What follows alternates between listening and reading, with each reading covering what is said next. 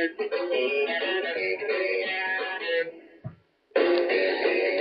been very few negatives in this Rugby World Cup. Quite amazing, actually, but two of them have been associated with the way that the minnows have been treated.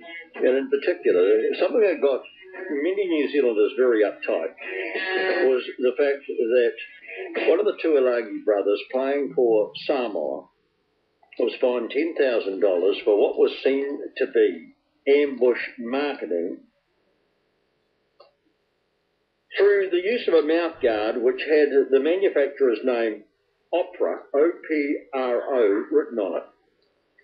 And then, yesterday, a spokesperson for the English Rugby Football Union confirmed that the other brother, Manu, who plays for England, received the same fine, $10,000, following the team's clash with Georgia in Dunedin.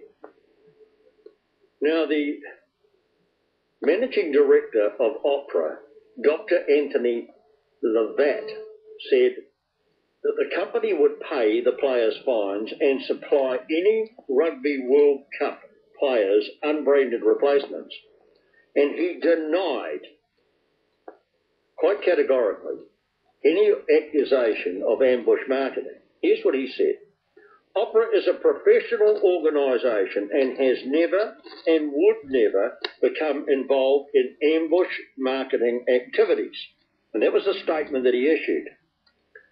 Now, Pat Williams is a sales director with John Vaughan and Company. They're the New Zealand agents for Opera.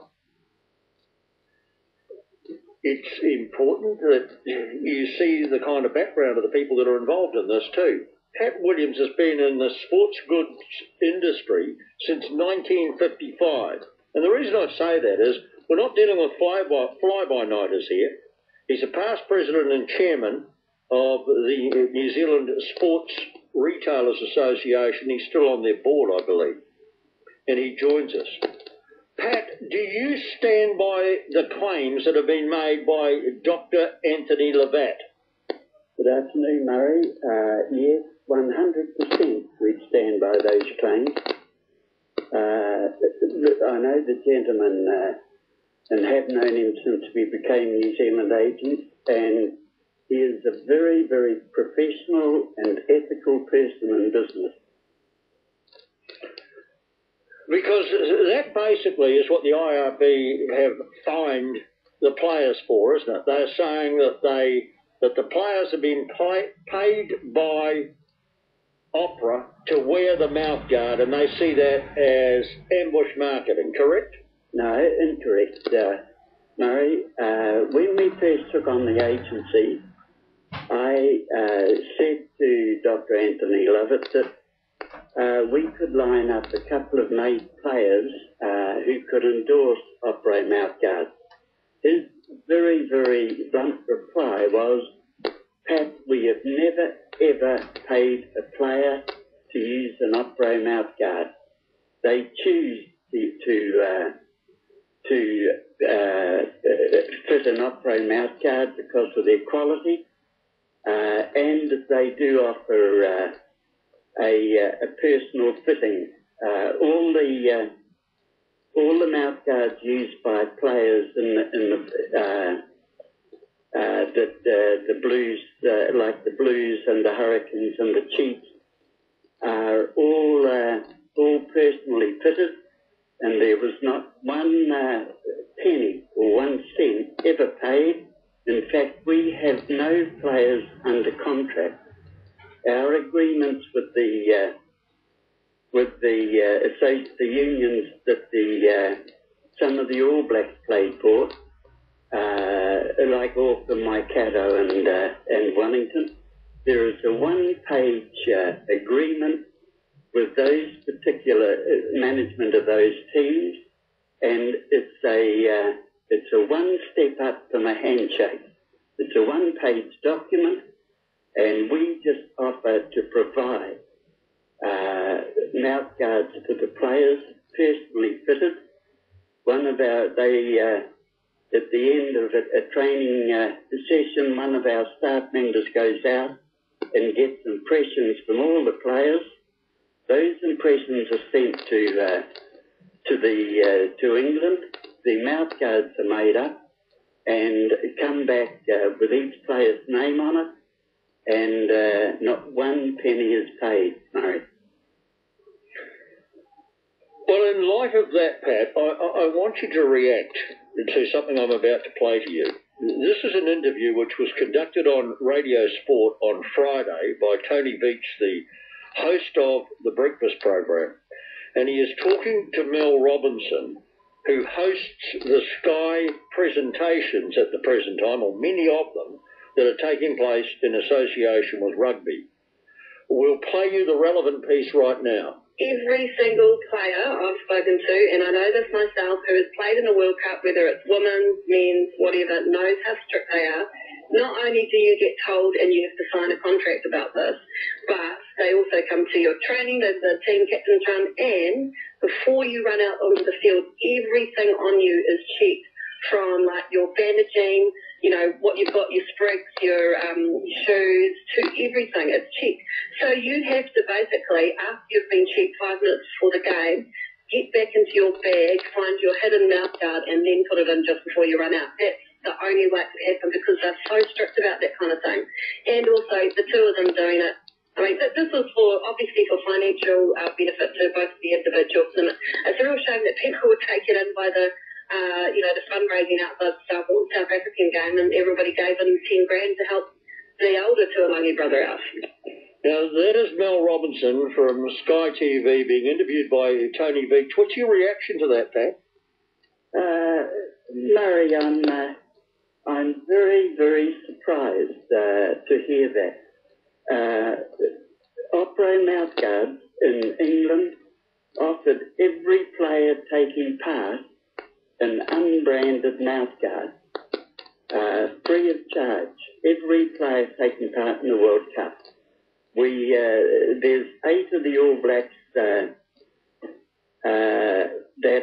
were wearing mouthguards made by Opro. On Friday, they were delivered unbranded mouthguards. In fact, the branding was changed for the New Zealand flag. On Friday, the same day, we got a call from the Argentina Rugby Union, or the team manager, that they were concerned about their mouthguards.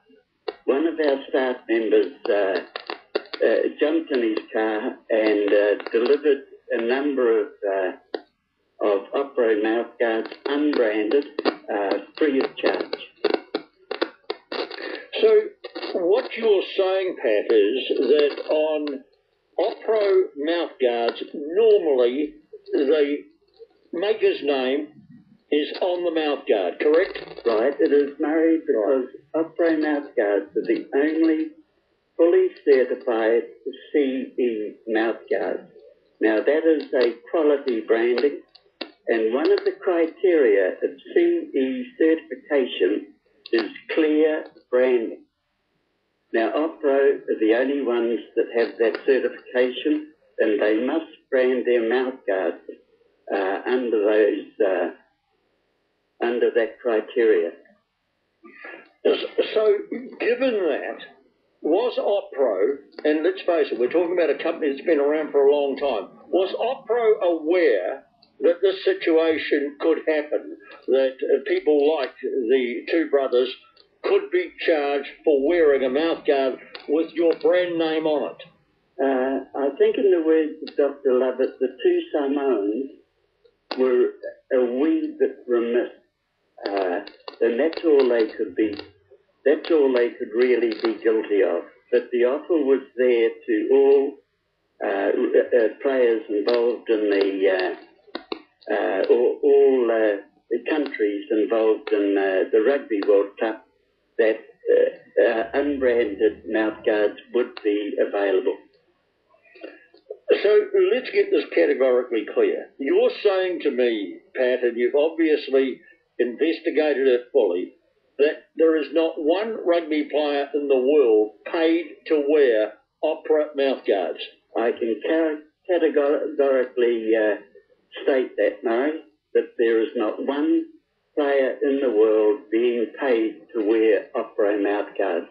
That is Opro's policy and been made very, very clear to us. So what are you going to do about these accusations of ambush marketing? Murray, a couple of commentators have actually withdrawn their remarks. On a morning show last Thursday, I think, even young Romanus, who does a lot of sports commentating, had second thoughts about a statement he made that it could be ambush marketing. Joseph Romanus. So there's going to be no action taken, but you're just holding on. Am I hearing you correctly? No, I don't think Dr. Lovett has got any intention of taking any action against anybody. And to repeat the actions that you did, Opera then have met the 2 fines that these Samoan brothers have had. Is that correct? They have offered to pay the 2 fines. Okay. So, Pat, where does it go from here?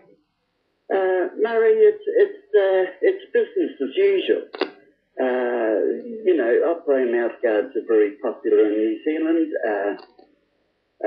Rebel Sport, Sports World, Sterling Sports, plus all good sports stores have it, and I doubt if they would want to be involved in our company if we were guilty of ambush marketing. So what's your response then, again, to what Mel Robinson said to Tony Beach?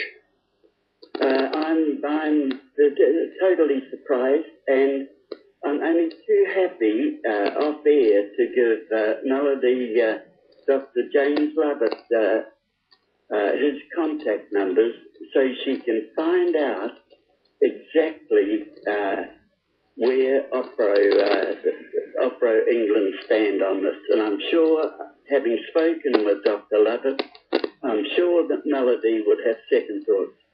Now that's Pat Williams. He's the sales director of John Vaughan and Company in New Zealand. They are the agents for Opro. And I think that possibly sheds a lot of light on the whole debate. You're listening to Deaker on Sunday. The Dominion